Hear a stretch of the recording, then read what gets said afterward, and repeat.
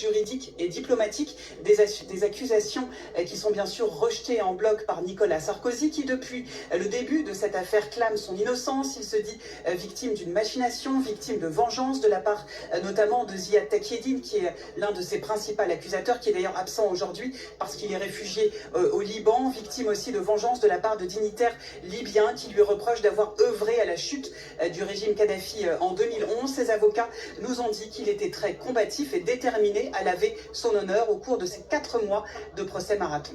Mélanie Bertrand avec Jérôme Gauthier. On a vu Nicolas Sarkozy brièvement arriver avec un air détendu. Il a été condamné définitivement à de la prison ferme sous bracelet électronique. 1 an, il porte le bracelet? Pas encore.